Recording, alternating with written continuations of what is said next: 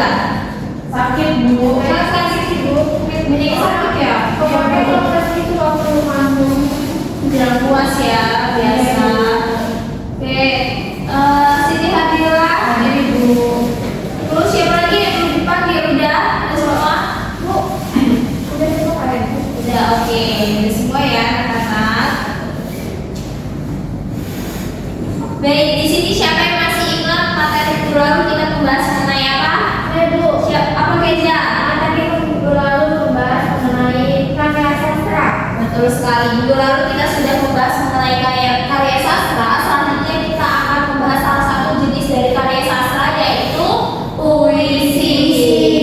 Nah, di materi minggu ini kita akan membahas mengenai teks puisi dan Ibu harap anak-anak dapat mendemonstrasikan puisi tersebut. Oke, harap disimak baik-baik ya. Baik, jadi puisi adalah karya sastra yang menggunakan bahasa indah dan memiliki irama, rima, serta makna mendalam. Puisi ini sering digunakan untuk mengekspresikan perasaan, ide, atau pesan tertentu seperti itu. Siapa di sini yang sudah pernah membaca puisi? Puisinya siapa? Apa tuh judulnya? Hujan bulan Juni. Oh, Hujan bulan Juni. Sudah baca puisinya yang aku ingin? Sudah, Ibu. Bagus ya. Bagus. Oke. Nah, berarti anak-anak sudah tidak asing ya dengan puisi. Selanjutnya kita akan membahas mengenai unsur-unsur puisi ini. Jadi di puisi juga terdapat unsur-unsur yang perlu kalian ketahui. Yang pertama yaitu diksi. Nah, diksi ini adalah pemilihan kata yang indah dan juga bermakna. Anak-anak merasa nggak sih di puisi itu kata-katanya berbeda dengan karya tulis yang lain ya? Biasanya bahasa itu cukup sulit dipahami, tapi itu indah maknanya seperti itu. Itu adalah diksi, yaitu pemilihan kata yang indah dan juga bermakna. Yang kedua yaitu unsur puisinya imaji atau gambaran yang dapat merangsang panca indera gitu. Lalu yang ketiga ada rima dan juga irama, yaitu pengulangan bunyi yang memberikan keindahan pada puisi. Biasanya terdapat di puisi itu yang ujung di barisnya itu berrima sama ya, seperti itu. Nah, itu dapat menjadikan puisi itu dapat lebih indah seperti itu. Yang keempat yaitu makna. Nah, pesan atau isi terkandung dalam puisi itu perlu adanya makna. Jadi biasanya di dalam puisi itu maknanya itu tersirat ya, tidak langsung tersurat. Jadi itu yang membuat puisi itu mahal ibaratnya. Dan yang kelima unsurnya yaitu gaya bahasa. Gaya bahasa itu disebut juga dengan apa nama? Majas ya. Jadi di dalam puisi itu kaya akan majas seperti itu. Bisa metafora, personifikasi dan lain sebagainya. Jadi anak-anak perlu mengetahui unsur-unsur puisi ketika ingin membuat puisi.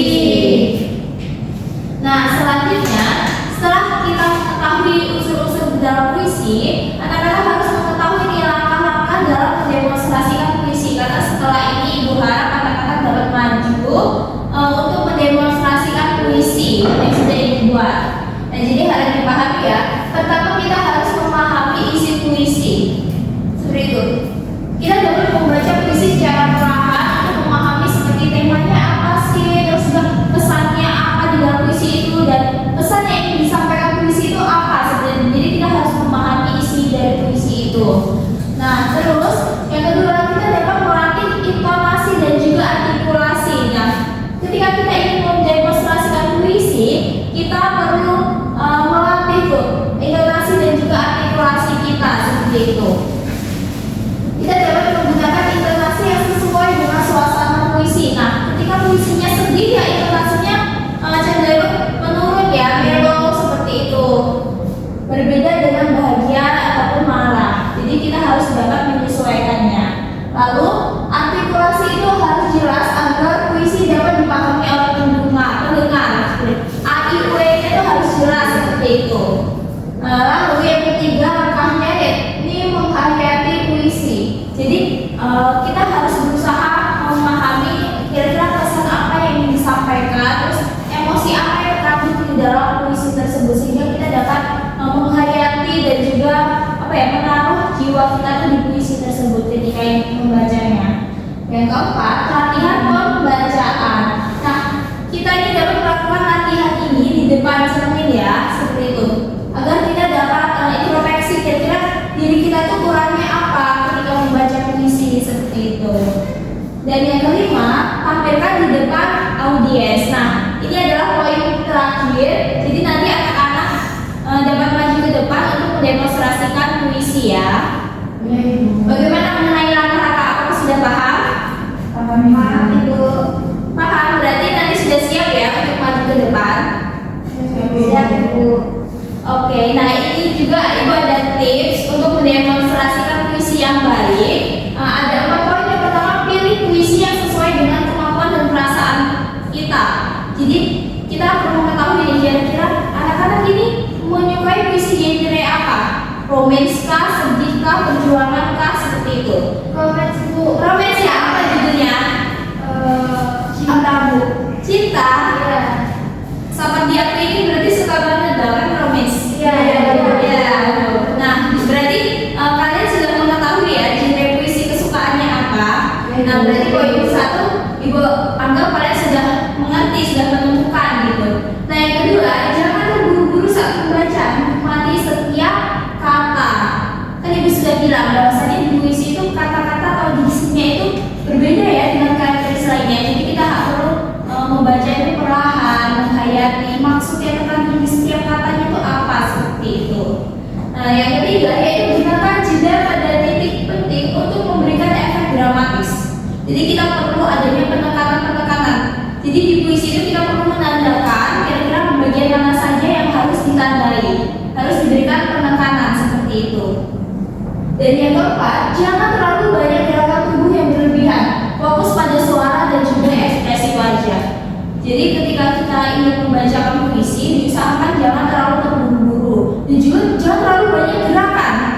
Seperti itu akan kayak mengganggu penonton ya pastinya. Baik kita harus fokus pada ekspresi wajah dan juga artikulasi agar lebih jelas dan pembaca atau penonton itu dapat menikmati puisi yang kita sajikan.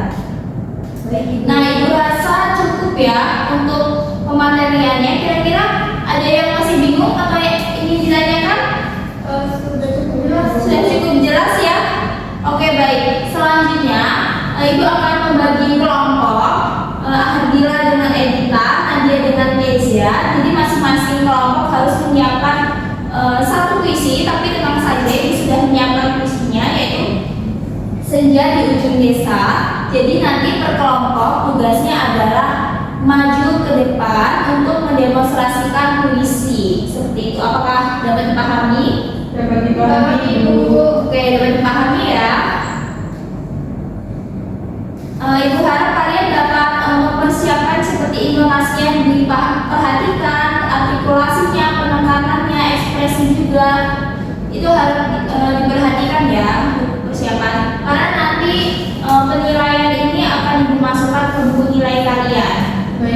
Baik. Kira-kira latihannya perlu berapa menit? 5 menit Ibu. 5 menit. Oke. Jadi ini ya puisinya. Nanti kalian maju ke depan, ditentukan siapa perwakilan yang ingin maju untuk membacakan puisi Senja di Ujung Desa.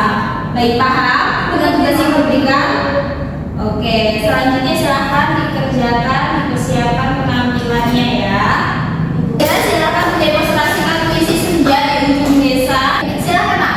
Baik Ibu, di sini saya akan membacakan puisi yang berjudul Senja di Ujung Desa. Senja turun perlahan, menyapu langit dengan jingga. Burung-burung pulang ke sarang, hati terasa damai di dada. Oke, terima kasih ya. Oke, mau banget ya anak-anak karena waktu sudah menunjukkan pukul 12 yang artinya kalian harus beralih ke mata pelajaran berikutnya ya. Untuk kelompok kayak Edita dan Hadira mungkin bisa maju di minggu berikutnya ya, minggu depan. Tidak apa-apa kan? Tidak apa-apa Bu. Oke. Baik, mungkin sekian ya pembelajaran kita mengenai mendemonstrasikan dari puisi pada hari ini. Untuk kelasnya siapa? Saya Bu. Silakan dipimpin doa. Mengakhiri pembelajaran pada siang hari ini, mari kita berdoa.